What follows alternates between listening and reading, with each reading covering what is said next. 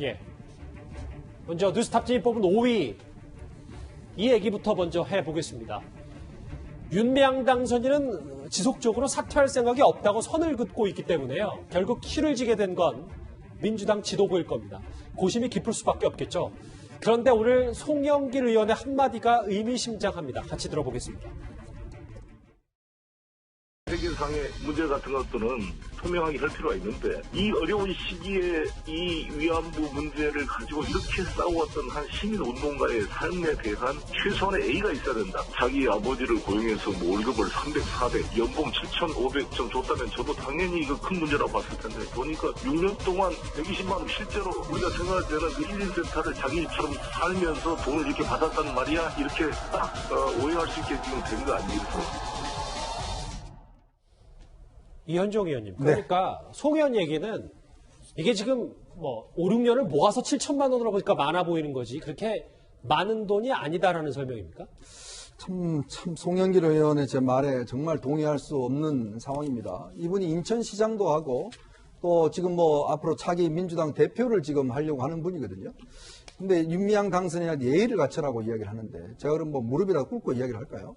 예의를 갖추라고 이야기하는 게 더군다나 7,850만 원이 작은 돈이기 때문에 괜찮다라고 하는 저는 그 생각에 정말 동의할 수가 없습니다. 자, 보면요. 이건 어떤 면에서 보면 국회의원들 지금 예를 들어서 그럼 국회의원들이 자기 자녀들, 자기 친척들 그거 데리고 와서 인턴 시키고 해서 돈 얼마 주면 괜찮습니까? 그거 할 수 있어요? 이게 어떤 면에서 공적인 것과 사적인 구분을 해야 되지 않습니까? 그리고 또 이 단체가 뭡니까? 기본적으로 기부금으로 운영되는 단체 아니겠습니까? 국가보조금과 기부금 운영되는 단체인데 자, 기부금 현대중공업부터 10억 원 받아서 거기에 돈 쓰면 3억 원이나 지금 손해보고 지금 판 거 아니겠습니까? 자, 근데 그걸 가지고 지금 윤미향 당선인이 자기 아버지한테 저걸 관리를 맡겨서 7,850만 원을 줬다는 거 아니겠어요? 그게 괜찮다고요? 다 그렇게 할 수 있습니까? 목적이 오르면 그 과정은 아무 소용이 없습니까? 저는 이제 이런 식의 사고방식 때문에 문제가 저는 비롯된다고 보는 거예요. 예. 왜냐하면 이분들은요, 지금 집권 여당의 대표가 되려고 하는 분입니다. 핵심 당직자고. 그리고 인천시장까지 한 분이에요. 어떻게 이런 생각을 가지고 있죠? 저는 정말 송영길 의원이 예의를 갖추라고 하는 이야기가 정말 저는 이해가 안 되고 더군다나 이 7,850만 원이 뭐가 문제냐고 하는 그 문제의식 저는 정말 동의할 수 없습니다. 장혜철 평론가님, 송 의원의 입장은 좀 뭐 만약에 제가 이해하자면 이런 것도 같더라고요. 그러니까 어쨌든 윤미향 당선이 30년 가까이 그 위안부 문제 투쟁에 앞장서왔기 때문에 그 진위는 훼손하지 말고 예의를 갖춰라.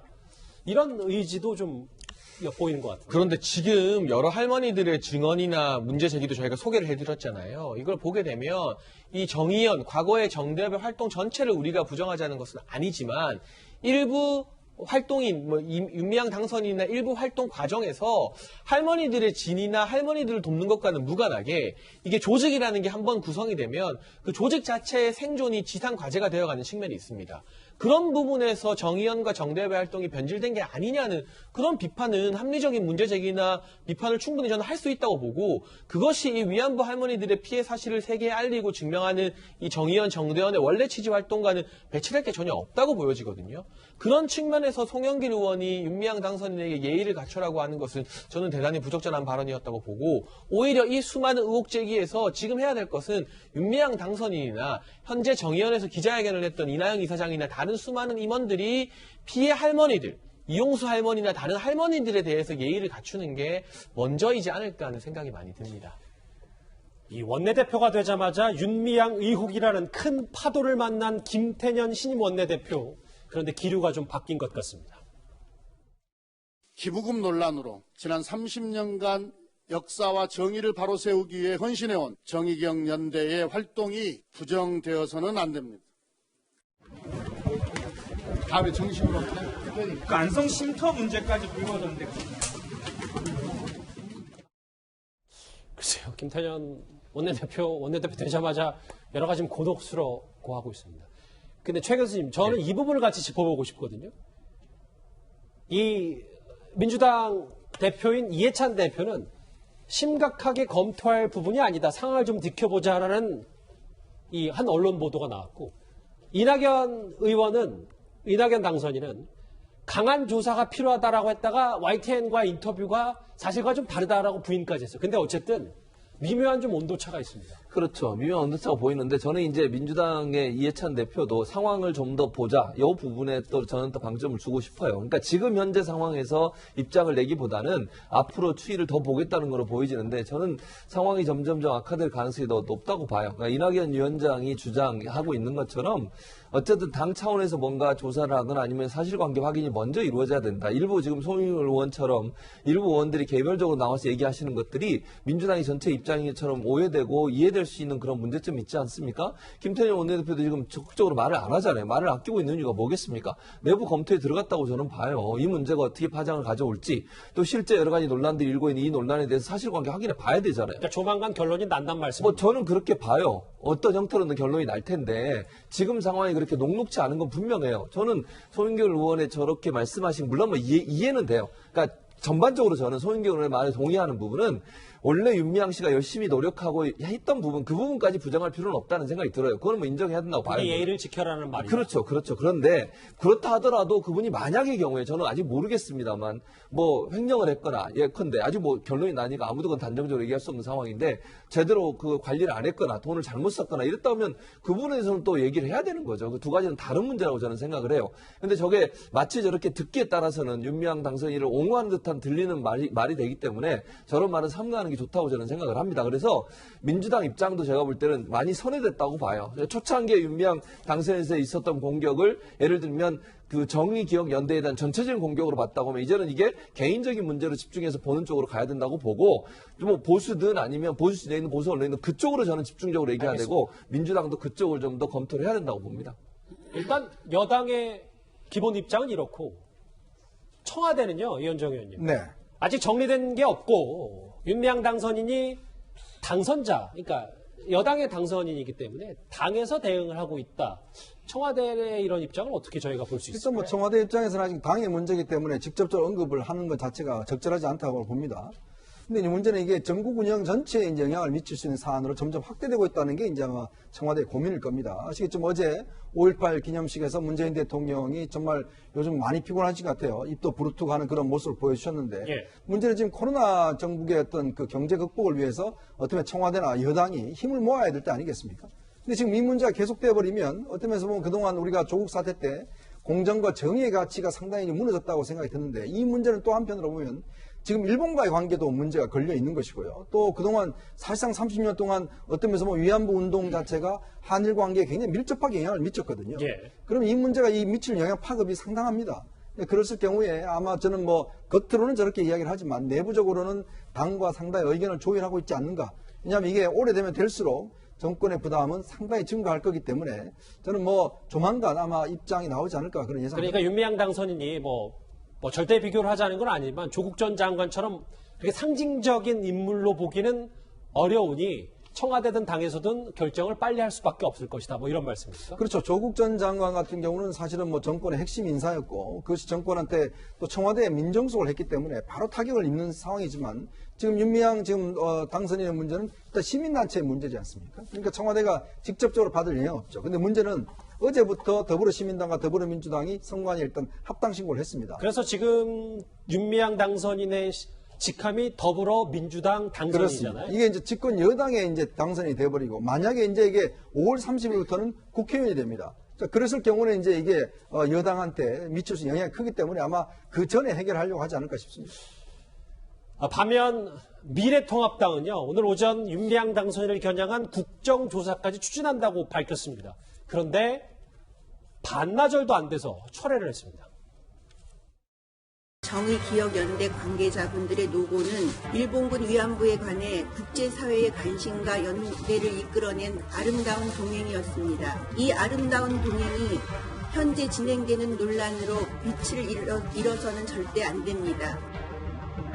관할 당국과 검찰은 조사와 수사를 시작한 만큼 흔들림 없이 하루빨리 모든 의혹에 대해서 철저히 규명해야 할 것입니다. 윤미향, 정의연 의혹 진상 규명 TF를 구성했습니다.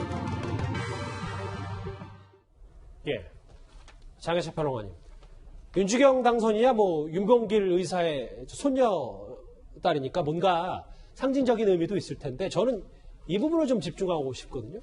국정조사 추진 계획은 너무 많이 나갔다. 당내에서 왜 이런 목소리 나온 겁니까? 저는 두 가지로 해석을 하는데요. 저도 참 많이 물어봤을 거 아니에요. 당직자들에게. 예. 대체 왜 이렇게 오락가락한 모습을 보이느냐. 그런데 우선 총선에서의 대패 이후 지금 미래통합당 내부에 여러 가지 위축된 모습들, 소극적인 패배주의가 있는 게 아닌가 개인적으로 좀 분석이 되는 것 같습니다. 검찰 수사가 시작됐고 그렇게 되면 굉장히 빠른 시일 안에 이 개인 계좌와 관련해서는 결과가 나올 수 있는데 국정조사를 통해서 21대 국회 시작하자마자 뭔가 국정조사를 빌미로 만약 여당과 협의하지 않는 모습 보여준다면 또다시 야당이 발목 잡는다는 비판을 받고 역풍을 맞게 되는 것이 아닐까 하는 그런 우려를 미래통합당 내부에서 또 상당히 하고 있는 것 같고요. 그리고 또 한 가지는 지금 이 윤미향 당선인을 공격하는 이 보수 진영의 당선인 면면을 보면 기존의 뭐 곽상도 의원 등도 날카롭게 지적하고 있지만 미래한국당 출신들이 상당히 뼈아픈 지적들을 많이 하고 있어요. 지금 나오고 있는 윤주경 당선인도 그렇고 미래한국당에서 과거 뭐 이 여권에서 개인 계좌로 모금한 거 독려한 거 아니냐 이런 지적도 미래한국당 당선인이 하고 있고 그런 것들을 보게 되면 지금 미래통합당과 미래한국당의 이 통합 논의가 묘한 기류로 흘러가고 있잖아요. 이 상황에서 자칫 국정조사나 이런 것들을 가는 게 TF까지 구성한 미래한국당의 주도권을 너무 많이 내주는 것이 아닌가 하는 그러한 당내의 내부적인 우려도 갑작스러운 이 기류 변화에 조금은 반영이 되어 있지 않은가 싶습니다. 잠시만요. 이게 짧게요. 그러니까 미래통합당, 미래한국당, 뭐 어쨌든 야당이 자신감만 있었으면 국정조사 더 밀어붙였을 거란 말입니다. 지금 어떻게 보면 미래한국당은 자신감 있게 나오고 있어요. 알겠습니다. 당선인들만 가지고 TF 구성하고 있는데 미래통합당이 여러 가지 이 통합의 이유라던가 역풍 등을 우려한 이유로 조금 위축된 모습을 보이고 있는 감이 없지 않아 보입니다. 저희가 여의도 정치권과 청와대 지금 이 윤미향 당선인을 둘러싼 얘기를 하나씩 해보겠는데 검찰 쪽을 좀 살펴볼까요? 시민사회단체들이 윤미향 당선인을 계속해서 고발하고 있습니다. 검찰은 윤미향 당선인과 정의연을 직접 수사하기로 결정했습니다. 무조건 친일적 공세라고만 그것을 단정하기는 어렵다. 당에서 본인의 소명, 해명 그리고 검찰 수사만을 기다리기에는 아마 어려운 상태로 갈 수도 있다. 정 변호사님, 사실 말이야 뭐 직접 수사라고 했지 검찰 내부에서는 이거 뭐 압수수색하고 뭐 검사 2명이면 할 수 있는 단순 사건이라는 평가까지. 뭐 그렇게 복잡한 사건은 아닙니다. 왜 그런가 하면 결국엔 회계와 관련된 문제 아닙니까? 그러니까 결국엔 정의기억연대의 계좌 또 윤미향 당선인 이렇게 두 개를 갖다 놓고 영수증과 비교해보면 금방 나오는 거거든요. 그래서 순서도 그래요. 우선 기부금을 모집했지 않습니까? 기부금 모집할 때 거짓말로 모집해서는 사기가 되는 거고요. 예를 들어서 뭐 미국에 출장 가는데 도와달라. 그런 마음이 없이 했으면 사기가 되는 거고요.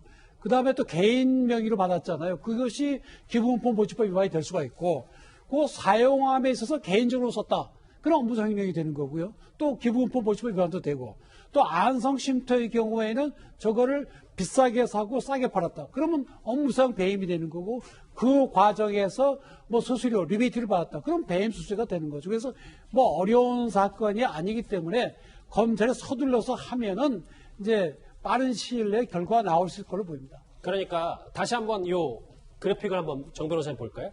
횡령 배임 뭐 고의성 여부인데 뭐 단순 사건이라고도 지금 정 변호사님 평가하셨잖아요. 그러면 이게 자칫 뭐 정치적 논란으로 둘러싸게끔은 변질이 안 될 가능성이 큰 거네요. 그러면. 그러니까 검찰이 그러니까 집권당의 눈치를 보지 않고 그냥 일반 사건으로 보고하면은 금방 처리할 수 있는 사건입니다. 정의연의 이건 친일파와 반일의 문제가 아니지 않습니까? 예. 그냥 이 사람이 돈을 딴 데 썼는지 이 정의기억연대가 제대로 썼는지 그것만 보면 되는 거기 때문에 간단한 사건이죠. 근데 거기에 정치적인 걸 대입을 하면 수사가 굉장히 어려워지는 겁니다. 일단 수사가 그리 어려운 건 아니다. 그렇습니다. 그래서 검찰이 일단 직접 수사까지 나서고 있습니다. 여당, 청와대, 검찰의 입장들을 하나하나씩 살펴봤습니다. 저희가 긴 시간 이 윤미향 당선인 관련 의혹들을 하나하나씩 뜯어봤는데요. 관련해서 댓글 5개가 들어왔습니다. 하나씩 만나볼까요? 이해찬 대표님 이 정도 가지고 오라고요? 도덕적 잣대가 이 정도라니 참 허탈하다. 예. 남편 일감 몰아주고 부친 일자리 만들어주고 국회의원 배치까지 사리사욕의 끝판왕이다. 윤미향 당선인에게 예의 갖추라는 송영길 의원. 예의 갖출 사람은 윤미향 당선인이 아닌 이용수 할머니다. 아까 장혜차 평론가의 분석과 똑같은 얘기를 하시는 댓글도 있고. 예, 또 하나 볼까요? 미래한국당 윤주경 당선인이 팔걷고 나섰는데 윤복길 의사 손녀에게도 토착 왜고라고 비난할 거냐? 마지막 보겠습니다.